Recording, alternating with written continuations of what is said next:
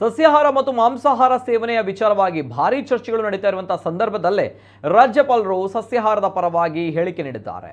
ತಾನೊಬ್ಬ ಸಸ್ಯಾಹಾರಿಯಾಗಿದ್ದು ಶಾಲಾ ದಿನಗಳಲ್ಲೇ ಕ್ರೀಡಾಪಟುವಾಗಿದ್ದೆ, ಅದಕ್ಕೆ ಕಾರಣವಾಗಿದ್ದು ನಾನು ಸೇವಿಸ್ತಾ ಇದ್ದಂತಹ ಸಸ್ಯಾಹಾರ ಎಂದು ರಾಜ್ಯಪಾಲ ತಾವರ್ ಚಂದ್ ಗೆಹ್ಲೋಟ್ ಹೇಳಿದ್ದಾರೆ.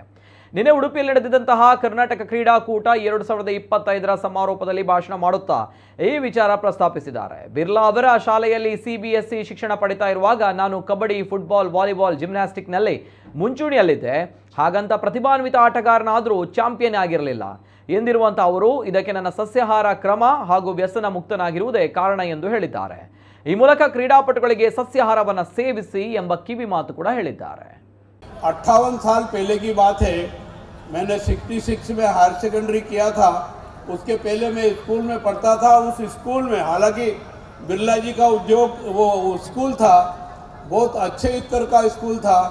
उस समय CBSE जैसे कोर्स की वहाँ पढ़ाई होती थी, परंतु क्रिकेट खेल का शुभारंभ वहाँ नहीं हुआ था, इसलिए मैं वो नहीं खेल सका। बाकी hockey, kabaddi, football, volleyball, gymnasium, table tennis, badminton, mallakhamb, अखाड़ा आगे सब किया है। सब खेलों में प्रतिभागी तो बना हूँ, पर एक्सपर्ट किसी में नहीं बना। चैंपियनशिप जैसी स्थिति निर्मित नहीं हुई, परंतु कबड्डी और वॉलीबॉल का स्कूल टीम का कैप्टन भी रहा हूँ और लोकल प्रतियोगिताएं जीतने में सफलता प्राप्त की है।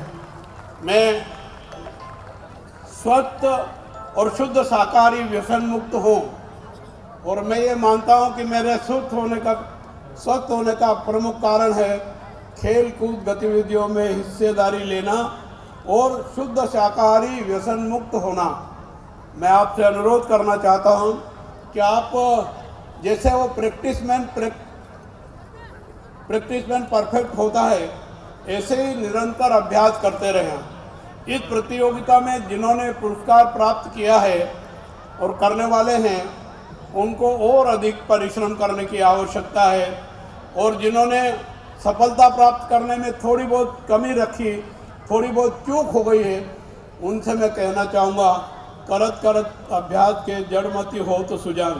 अभ्यास करते हैं तो जागरूकता आती है, और जागरूकता आती है तो खेल प्रतियोगिताओं में सफलता की गुंजाइश बढ़ती है। आप निरंतर प्रयास करते रहें।